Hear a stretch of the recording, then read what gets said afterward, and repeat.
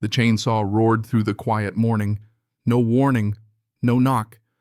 Just the sudden scream of steel and the sting of sawdust as a chunk of wood smacked me in the face like some kind of slap, straight from the gods of phony authority, and there she was, standing right in the middle of the carnage, grinning like she'd just claimed a victory in a war I never signed up for.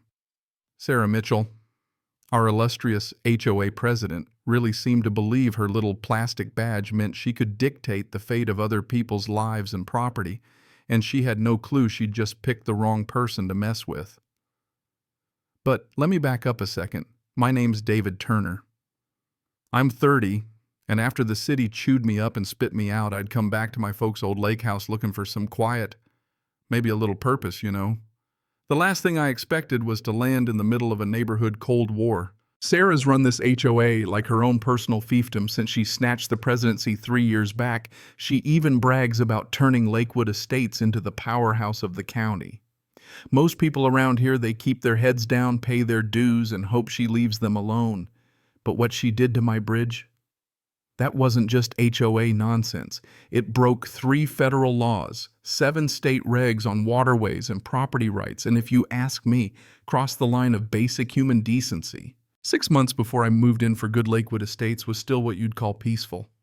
My family's wooden bridge had been stretching over the lake for 15 years, connecting our house to the far shore, the one spot I could always go to, just breathe fish and remember those mornings my dad taught me how to cast a line. That bridge wasn't just lumber and bolts. It was home. First sign of trouble was a letter official HOA letterhead full of stiff, fake-friendly language about community standards and safety concerns. I replied with every permit and inspection record pointed out. The bridge was older than half the houses around here, and safer than most of them too, but Sarah didn't want facts. She wanted obedience.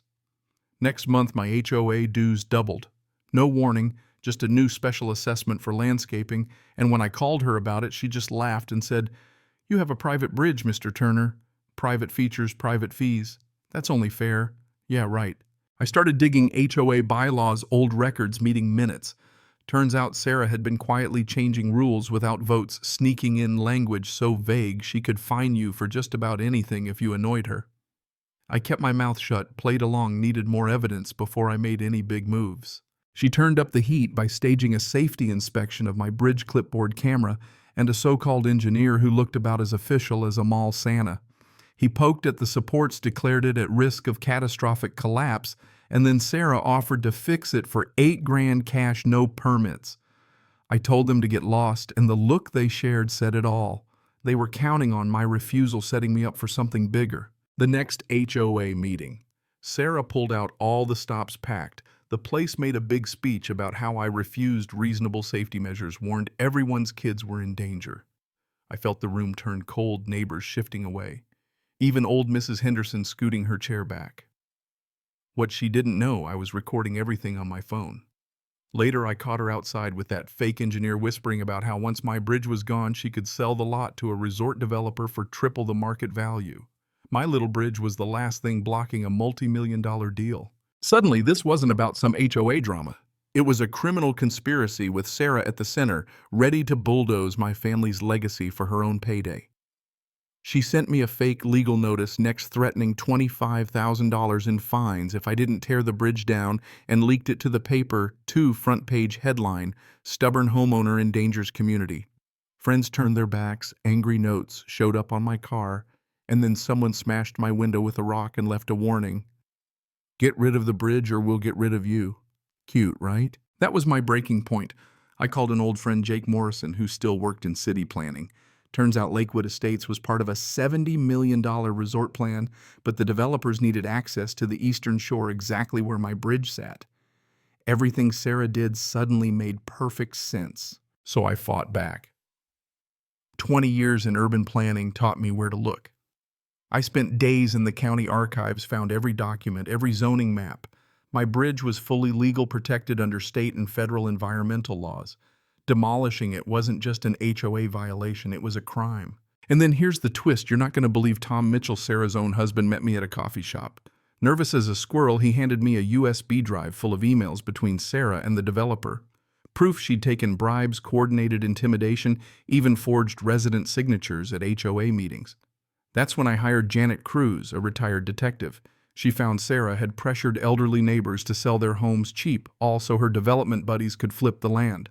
Margaret Flores, a retired legal secretary, had binders packed with evidence, photos, recordings, handwritten threats from Sarah herself. With all this, I filed a monster lawsuit: property destruction, fraud, conspiracy, environmental violations. Before the hearing the governor's office called, turns out the FBI was already building a federal case on the developers, and my files were the last piece they needed. Final showdown.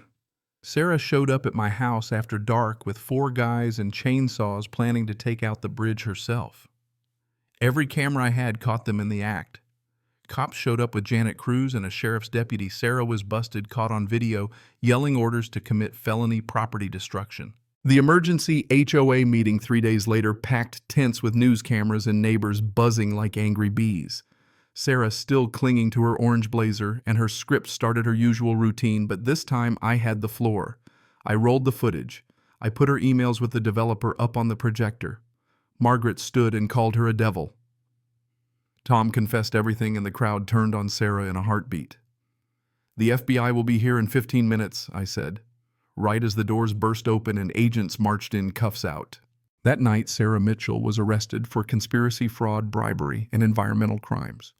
The community voted her out, the judge froze her assets, the resort project got shut down for good, and the developer's CEO got an 8-year sentence. The fallout stretched across 6 states and exposed a whole web of corruption. But that wasn't the end. 3 months later, I was elected HOA president, and with the restitution money, we rebuilt Lakewood Estates parks, trails, a new community center, and most important, a new bridge, stronger and more beautiful, built together by everyone.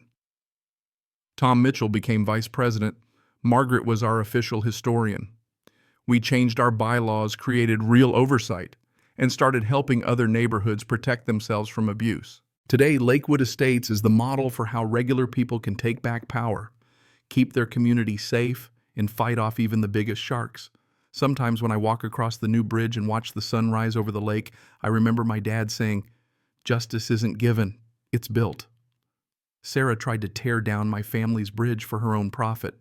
She ended up helping us build something no one can ever take away. So, what do you think? Is it ever possible to stop power-hungry bullies before they go too far? Or do we always need a crisis before folks finally fight back?